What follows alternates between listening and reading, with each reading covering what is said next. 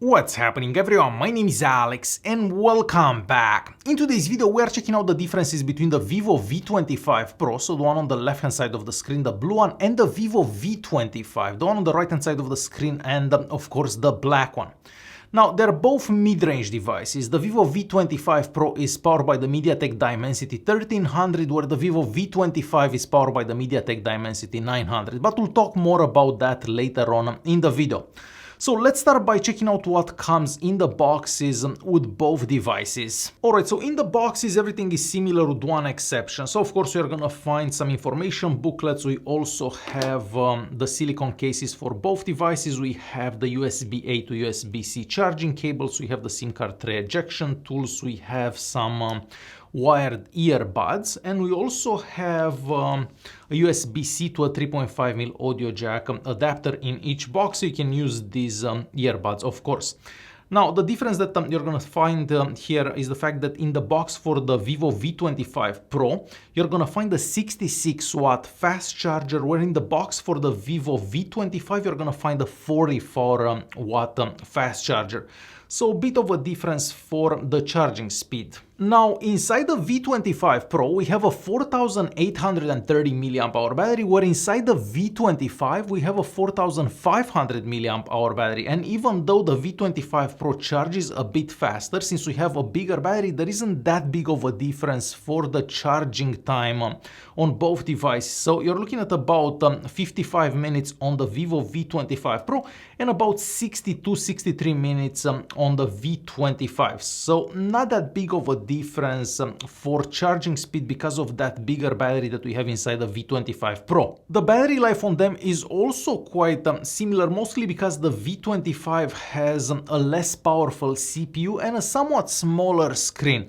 So you're going to be able to get about 10 hours of screen on time on both devices, but keep in mind that you're only going to get that for light tasks. So if you're just like watching videos and browsing the web, if you play games, you're not going to be able to get 10 hours of screen on time on neither device. And since we are talking about the screen, so the V25 Pro we get a 6.56 inches AMOLED screen that has a refresh rate of 120 Hz and a 1080p resolution, where on the V25 we get a somewhat smaller screen, so this is a 6.44 inches AMOLED screen with a 90 Hz refresh rate and a 1080p resolution.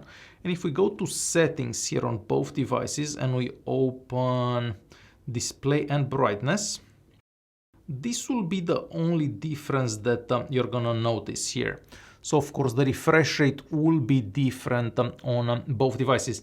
Now personally I haven't actually noticed that big of a difference. Actually I haven't noticed a difference in between the two devices between 120 and 90 Hz, but maybe that's just for my eyes, and maybe some people will be able to tell the difference a bit more. But for me personally, I haven't really noticed that big of a difference.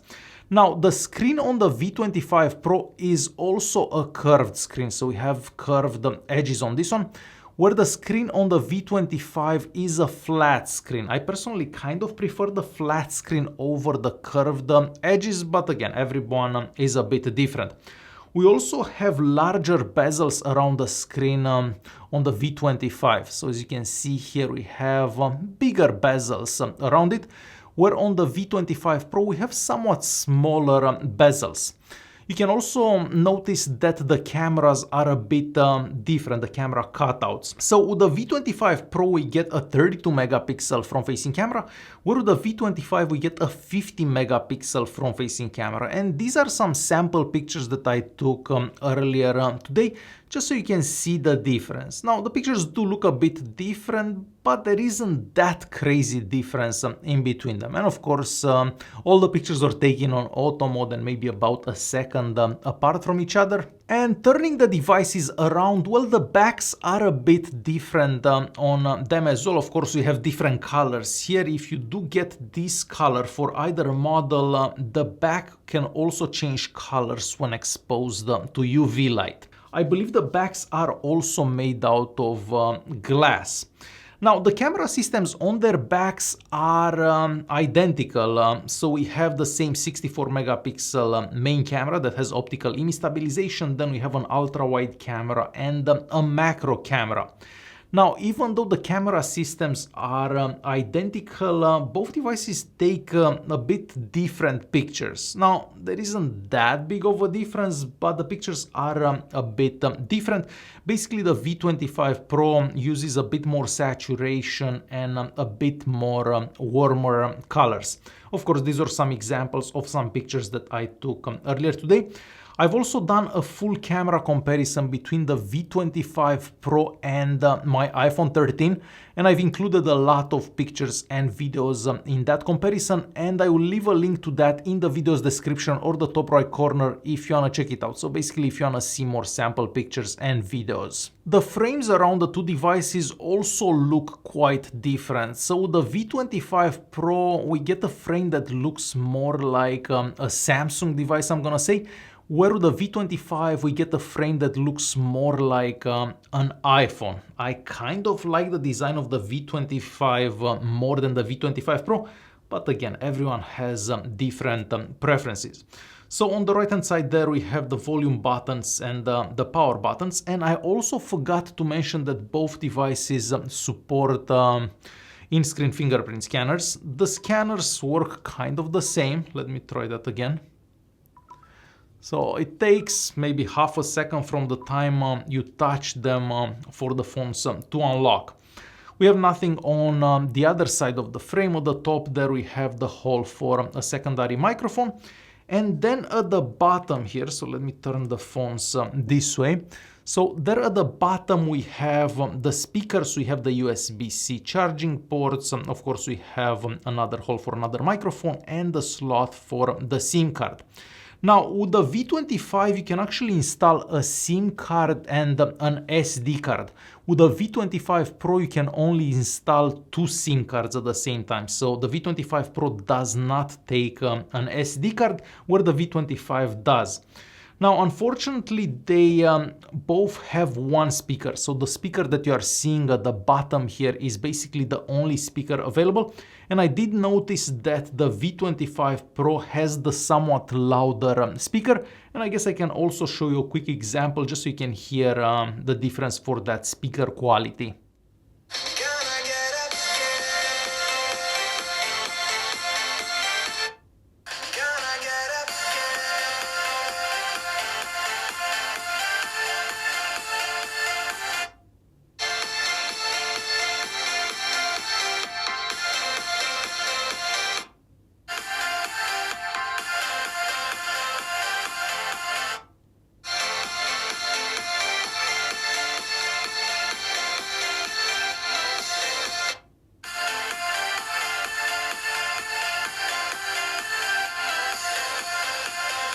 Okay, so next let's talk about specs quickly. So the V25 Pro, we get the MediaTek Dimensity 1312 gigs of RAM, where with the V25 we get the MediaTek Dimensity 908 gigs of RAM.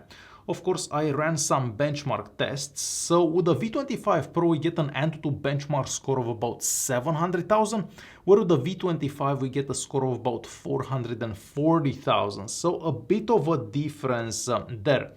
Now, even though you're seeing this big difference for the Antutu benchmark score, performance-wise, you can't really tell the difference that badly in between them.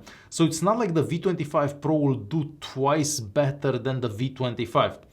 I also have the score for the Geekbench 5, and here once again you can see that the single core score and the multi-core score is also higher.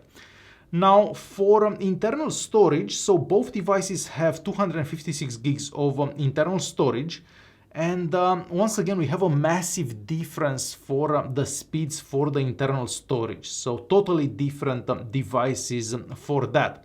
But as I said, whenever you are using the two devices, you can't really tell about this massive difference that you are seeing here for the benchmark scores. Now, just to give you an example how apps work on these two devices, how fast they open apps and so on, I'm gonna open a bunch of apps at the same time, so I don't have any apps running in the background for either device. We're gonna start with this app here. So of course, you do get a lot of ads with this. So let's go back, and this is how scrolling through this particular app would look like. I have the V25 Pro set with the screen refresh rate to 120 Hz, where the other one to 90 Hz. Next, we're going to open the Facebook app. Of course, it has to load a bit. So fairly similar scrolling here. Next, we're going to open the YouTube app. So maybe the V25 Pro opens certain apps slightly faster, not a big difference, but just a bit faster. Then we have the Google Play Store. Again, I think the V25 Pro was slightly faster at that. And scrolling up and down here, maybe the V25 Pro is a bit smoother, I'm gonna say. The Gallery app and I guess Chrome as well. So a bit of a difference, but overall not that massive difference as you'd expect based on those benchmark scores. I've also noticed that whenever you're playing games, the V25 doesn't get as hot as quick as the V25 Pro.